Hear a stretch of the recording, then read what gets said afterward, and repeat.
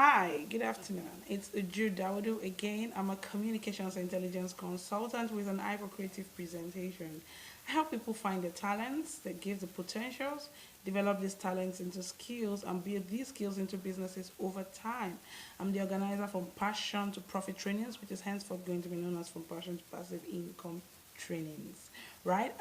We've been on the topic on this capsule series tagged Building the Confidence You Need to Live Your Dreams. And we wrapped it up last week with the 10th factor. Today I'm going to do a recap of the 10 factors, and next week we'll move on to something new. Okay, so very quickly, the first factor we said can help you build the confidence you need to live your dreams is facing your fears. We talked about the fact that nobody can truly excel by running away from your fears. You've got to face those fears, and I gave you an approach that could help you face and conquer your fears, which is the Judgment Day approach. You can look all that up on my website, right? On my blog, on my website, right? We also that was the first factor. We also talked about the second factor, which is having a mental picture. That's having a vision for what you want to accomplish, right? Having a vision, that mental picture drives you. That mental picture that you see and nobody else sees just keeps pushing you, just keeps driving you, and keeps your confidence level at its peak. You know what you're up about, even though other people can see it. You can see the big picture. It's very crucial to keeping your confidence level intact, having a mental picture of where you're going, right? And the third one we said is believing, right? You've got to believe. You've got to believe that what you're up about is not just a joke. You've got to believe that this thing you have set out to do, you can do it. Others have done it and have excelled. And your case won't be different because you can do it and you will do it. That's very important. Because along the line, people will try to talk you down. You've got to believe in your spirit that you can do this thing. And that would help your confidence. It will keep you going even in tough times. Believing is so crucial. I can't go into details for now. Right? And then the fourth factor we said is talking. And I talked about having confession sections where you have to talk yourself. Sometimes you need to even talk yourself into believing, right? The right confessions backed up with the right belief system would always keep your confidence level very high. And then the fifth factor is failure. We talked about preparing to fail, knowing that the journey to where you're going is not going to be that of bread and butter. It's not going to come in a platter of roses. So preparing ahead of time to fail helps you, right? So that when the fits of failures begin to come your way, you're not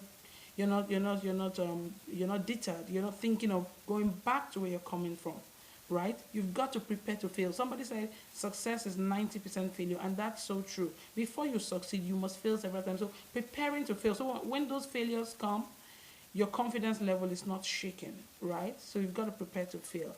And then we also talked about the sixth factor, preparing for side talks, because people who don't believe what you want to do, people who don't believe in your vision, people who can see what you see, will try to talk you down. And most importantly, our family members and sometimes colleagues. They will try to talk you down. They will try to make you not believe in you. You've got to prepare for side talks. So that when people try to talk you down, you talk yourself back up. Preparing ahead of time for your side talks will keep your confidence level high. When you begin to hear comments, you just wave them aside like water off the back of a duck, right? And then we talked about the seventh factor, which is preparing for challenges. Yeah, challenges would come. It's normal. They would come. Look, prepare for challenges. I'm yet to see anybody who has done something notable that has not had challenges. It's part of life. Challenges would come.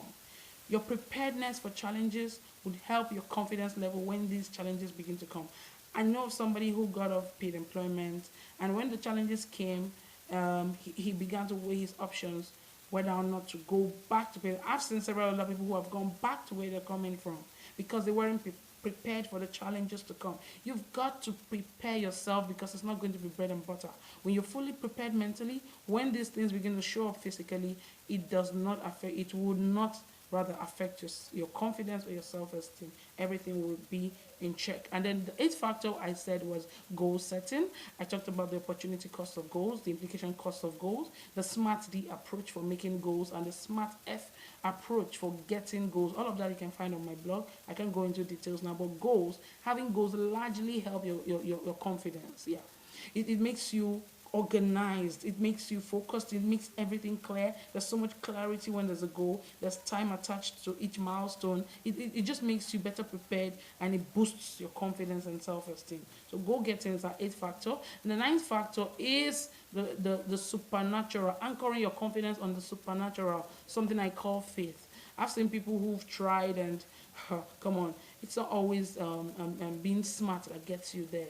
There's a level for grace, So anchoring that confidence on faith makes it makes a whole world of difference, right? So the ninth factor is the supernatural. And then the 10th factor is taking steps, which was what we concluded last week. You've got to take steps. Look, until you've started doing it, it's still pen and paper. It's no biggie. You've got to get on that track. As you make those mistakes and get those feats of successes, they make up your milestones, they make up your part of your success story, and they build your confidence for even bigger achievements. So these are the 10 factors that help you build the confidence you need to live your dreams. Next week, we'll begin a new topic entirely on weekly capsules. I'm so excited.